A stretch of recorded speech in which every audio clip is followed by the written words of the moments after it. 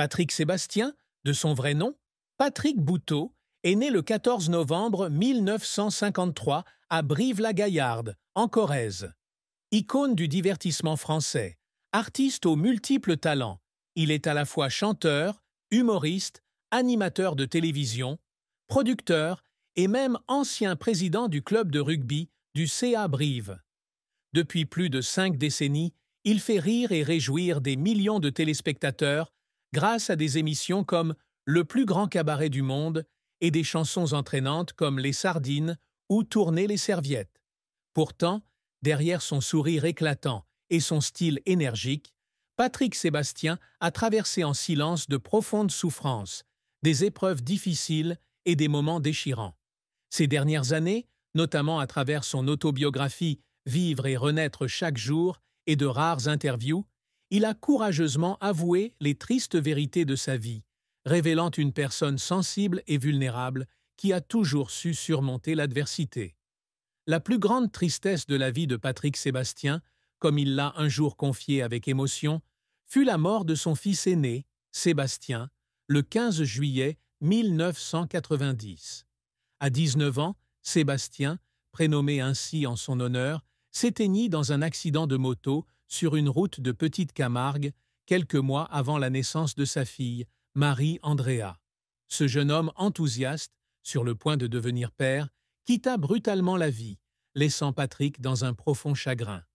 Il décrit l'instant où il apprit la mauvaise nouvelle, au sommet de sa carrière, comme un coup de poignard en plein cœur. Il serra son fils dans ses bras pour la dernière fois avant de mourir. Un souvenir qu'il décrit comme une cicatrice indélébile, gravée dans son âme. La douleur de perdre un enfant n'est pas seulement celle d'un être cher, mais aussi celle d'une partie de lui-même, car Sébastien était le fruit de son premier mariage, à 17 ans, une époque où il était jeune et plein de rêves. Il a dit un jour qu'il pensait encore à son fils chaque jour, et que la tristesse était comme une compagne silencieuse, toujours présente, même s'il s'efforçait de la cacher avec un sourire sur scène. La mort de sa mère, André Bouteau, en 2008, fut une autre douleur profondément gravée dans le cœur de Patrick.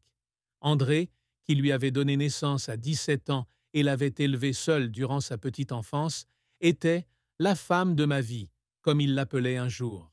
Elle était sa plus grande inspiration, lui rappelant que chaque fin est le début de quelque chose de nouveau.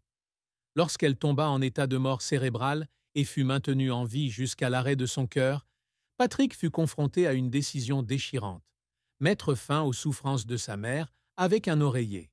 Il dit avoir essayé, mais n'avoir tenu que 10 secondes avant d'abandonner, un moment qui le laissa partager entre le regret d'avoir osé le faire ou l'impossibilité de tenir la promesse qu'il avait faite à sa mère.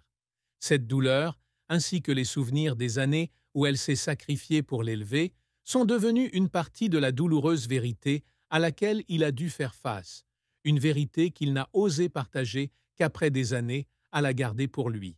Une autre tristesse, moins évoquée, mais non moins profonde, est le sentiment de trahison et de rejet de la part de l'industrie télévisuelle à laquelle il a consacré sa vie. En 2019, Patrick a été brutalement licencié par France Télévisions, mettant fin à ses 2 émissions populaires, Le plus grand cabaret du monde et Les années bonheur. Il a décrit cet événement comme un choc terrible, car il a été traité comme un moins que rien après plus de 2 décennies de divertissement. Il a un jour confié que durant les 2 années qui ont suivi, il s'est senti KO, non seulement par la perte de son emploi, mais aussi par ceux qui s'étaient retournés contre lui. Sa carrière, bâtie sur la sincérité et la proximité avec le public, semblait rejetée par une élite qui, selon lui, ne valorisait pas la culture populaire. Cette tristesse ne reflète pas seulement un échec personnel, mais aussi la douleur de voir les valeurs auxquelles il tenait bafouées. La carrière de Patrick Sébastien est un tableau haut en couleurs, mêlé de sommets brillants et d'échecs cuisants. Né dans une famille modeste de la campagne corrézienne, Patrick grandit entouré de sa mère et de son oncle Jeannot, sans jamais connaître son père. Dès son plus jeune âge, il manifeste un talent d'interprète, imitant souvent des artistes comme Bourvil, Salvatore Adamo ou Joe Dassin. À 17 ans, il épouse Martine et devient le père de Sébastien. Une lourde responsabilité pour lui, encore immature. Très jeune, il rêve de devenir rugbyman professionnel et participe même à une tournée en Afrique du Sud avec le club du CA Brive. Mais le destin le mène vers l'art. Il s'installe à Paris au début des années 1970 et commence à se produire en boîte de nuit. La carrière de Patrick décolle véritablement lorsqu'il est remarqué par le producteur de télévision Guy Lux. En 1975, il fait sa première apparition remarquée dans l'émission Système 2 sur Antenne 2. Il devient rapidement une figure emblématique grâce à son humour, sa simplicité et son énergie explosive. Des émissions comme Carnaval, Sébastien c'est fou et Le Grand Bluff sur TF1 l'ont aidé à se forger une réputation de présentateur talentueux. Son apogée a été atteinte avec Le plus grand cabaret du monde sur France 2, une émission qui présentait des performances spectaculaires venues du monde entier. Cette émission, tout comme Les Années Bonheur, est devenue une icône du divertissement familial, attirant des millions de téléspectateurs chaque semaine. Il a reçu de nombreuses récompenses, dont le 7 d'or du meilleur présentateur en 1990 et celui de la meilleure émission de divertissement en 2000 et 2003. La musique a également joué un rôle important dans la carrière de Patrick. Des chansons comme Le Gambadou, La Fiesta, Le Petit Bonhomme en mousse et Les Sardines sont devenues des icônes de la culture populaire française, souvent interprétées lors de fêtes ou d'événements associatifs. Son album Olé Osé, sorti en 2025 et composé de chansons paillardes comme La Quéquette à Raoul, a étonnamment atteint plus de 53 millions de vues sur les réseaux sociaux, prouvant qu'il conserve toute sa popularité à 71 ans. Il a également écrit des livres comme Vivre et renaître chaque jour, La nostalgie et le carnaval des ambitieux, partageant son histoire et sa philosophie. Ces livres sont non seulement des mémoires, mais aussi des mots d'encouragement pour ceux qui rencontrent des difficultés, reflétant sa résilience. Cependant, la carrière de Patrick n'a pas été sans heurts. L'un des moments les plus douloureux fut la polémique de l'émission Au son sur TF1 en 1995, suite à un sketch jugé offensant. Cela lui a valu de vives critiques et il a un jour admis avoir pleuré en studio en lisant les articles l'attaquant. Il a également essuyé un échec lorsqu'il a tenté de relancer Le plus grand cabaret du monde sur scène en 2022, mais le projet du plus petit cabaret du monde, à Martel, dans le Lot, n'a pas reçu le soutien espéré. Il a un jour déclaré que ses échecs l'avaient insulté, mais il a toujours trouvé le moyen de se relever, comme sa mère le lui avait appris. Ne jamais se laisser tomber. Les efforts de Patrick étaient souvent accompagnés de larmes.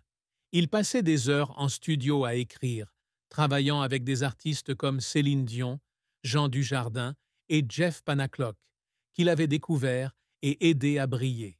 Il a raconté qu'il y avait des nuits où il veillait toute la nuit à peaufiner une chanson ou un scénario de spectacle, juste pour que le public passe un bon moment. La création de la fondation Le Rire Médecin, qui contribue à apporter du rire dans les hôpitaux pour enfants, a été une aventure pleine d'émotions, comme il l'a rappelé ses propres jours difficiles. Il a également dû faire face à 2 cancers, l'un au rein et l'autre découvert accidentellement, qui ont nécessité des opérations chirurgicales douloureuses. Ces épreuves, a-t-il dit, le faisaient pleurer, non seulement à cause de la douleur physique, mais aussi par peur de perdre sa capacité à continuer à contribuer. La vie de Patrick Sébastien a été une succession d'épreuves difficiles, de l'enfance à l'âge adulte. Grandissant sans connaître son père, il a toujours ressenti un vide dans son cœur, même si l'amour de sa mère l'a quelque peu comblé.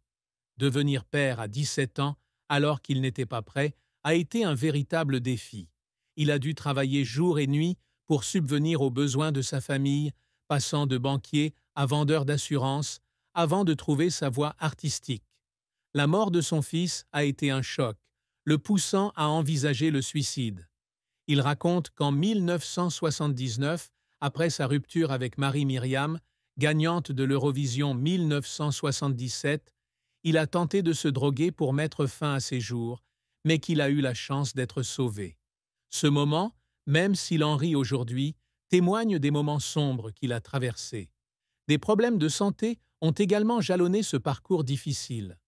2 cancers, associés à une addiction au tabac qu'il qualifie de suicide lent, l'ont confronté à la mort à plusieurs reprises. Il a confié ne pas avoir peur de la mort, mais il craint le déclin et la perte d'autonomie dont il a été témoin chez sa mère. Son licenciement de France. Télévision en 2019 a été un autre défi, non seulement financier, mais aussi émotionnel. Il s'est senti trahi par des personnes qu'il considérait autrefois comme ses collègues et se voir étiqueté homme blanc de plus de 50 ans par Delphine Ernotte, présidente de France Télévisions, l'a profondément offensé. Il a déclaré ne plus jamais vouloir retourner à la télévision, car il n'y a plus de place pour des gens comme moi à la télévision aujourd'hui. Un autre défi est de concer.